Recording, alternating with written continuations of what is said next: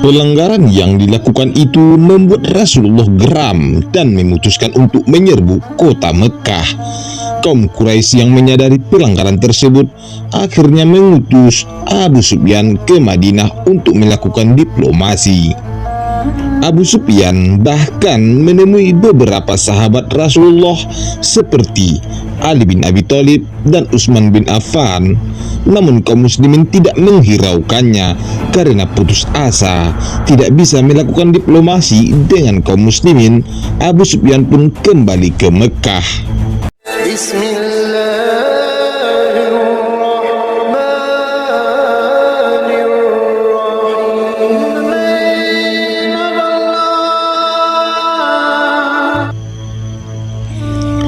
Assalamualaikum warahmatullahi wabarakatuh. Dunia Islam. Video kali ini ialah tentang pembebasan kota Makkah atau Fathu Makkah. Peristiwa Fathu Makkah, pembebasan kota Mekah atas kaum kafir Quraisy.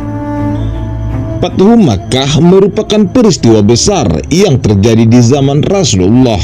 Peristiwa ini menjadi tonggak sejarah berkembangnya Islam sampai saat ini. Melalui peristiwa Fathu Makkah, Islam menunjukkan jati dirinya sebagai agama yang cinta perdamaian.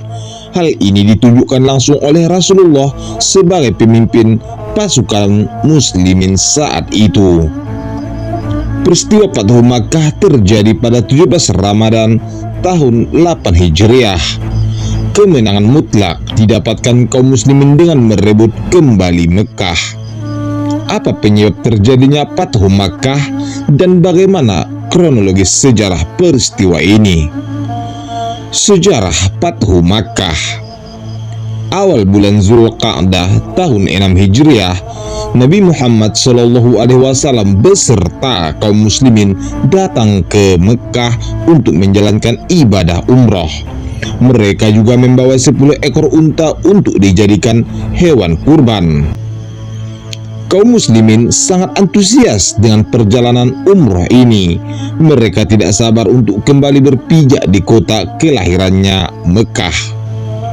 Di tengah perjalanan, tepatnya di Hudaybiyah, kaum muslimin dihadang oleh kaum kafir Quraisy. Mereka menanyakan maksud kedatangan kaum muslimin ke kota Mekah. Rasulullah pun mengatakan bahwa kedatangannya bersama pasukan kaum muslimin hanyalah untuk melaksanakan ibadah umroh dan menyembelih hewan kurban. Namun kaum Quraisy tetap menolak kedatangan mereka dan tidak memperbolehkannya melanjutkan perjalanan. Melihat penolakan tersebut, Rasulullah akhirnya mengutus Utsman bin Affan untuk menemui pimpinan Mekah. Utsman diutus untuk menjelaskan maksud dan tujuan kedatangan kaum muslimin ke Mekah. Namun para pemimpin Mekah tetap menolak kedatangan mereka. Karena penolakan ini, akhirnya Rasulullah mengusulkan sebuah perundingan. Mereka sepakat dan perundingan pun dilaksanakan.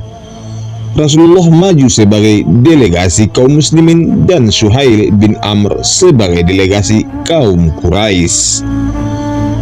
Perundingan yang berjalan sangat alot ini akhirnya menghasilkan kesepakatan. Kesepakatan ini kemudian dikenal dengan Perjanjian Hudaybiyah. Adapun isi perjanjian tersebut adalah gencatan senjata antara kaum muslim dan Quraisy Mekah selama 10 tahun. Jika ada yang datang kepada Muhammad tanpa seizin keluarganya, maka ia harus dikembalikan. Tetapi jika ada yang datang kepada kaum Quraisy, maka dia tidak akan dikembalikan. Dibebaskan kepada seluruh kalangan yang ada di Arab untuk menjalani kerjasama dengan kaum muslimin dan kaum Quraisy. Pada tahun tersebut, kaum muslimin belum diperbolehkan memasuki Mekah. Kaum muslimin diizinkan untuk memasuki Mekah di tahun berikutnya selama 3 hari dan hanya boleh bersenjatakan pedang tanpa dihunus.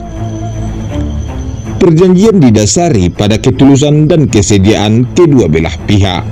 Perjanjian Hudaibiyah ini diyakini kaum muslim sebagai langkah awal untuk kembali menguasai kota Mekah. Harapan mereka untuk menyebarkan agama Islam di sana pun kembali tumbuh. Ada dua faktor yang mendorong kaum muslimin untuk menguasai Mekah. Pertama adalah kepemimpinan Mekah yang mulai rapuh. Kedua, jumlah pengikut Islam yang mulai bertambah. Dua faktor ini membuat rasa optimistis di dalam diri kaum muslimin bertambah dan kembali semangat memperjuangkan Islam. Singkat cerita, setelah 20 hari menjalankan ibadah umroh di Mekah, akhirnya Rasulullah dan para sahabat kembali ke Madinah.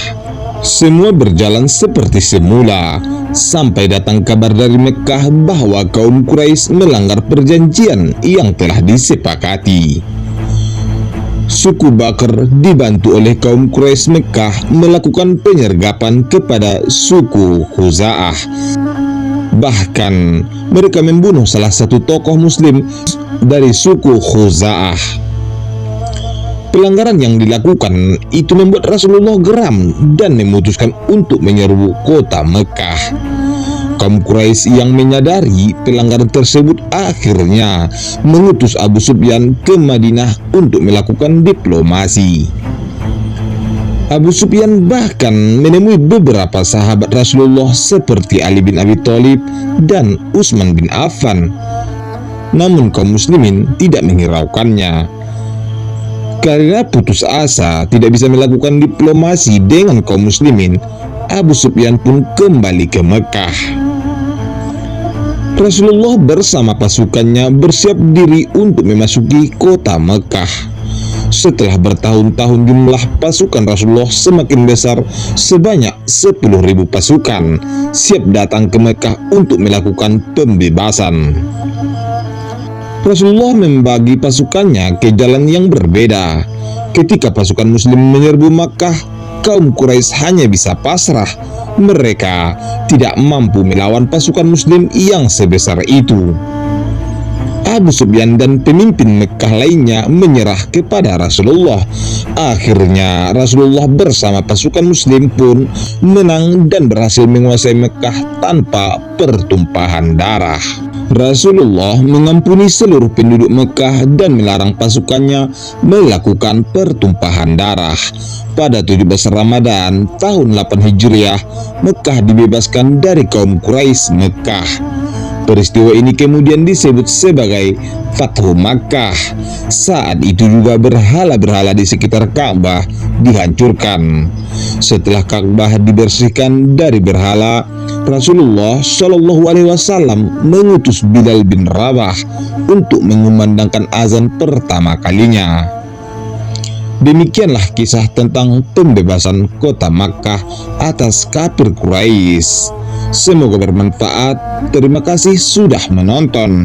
Nantikan terus video-video dari channel Dunia Islam.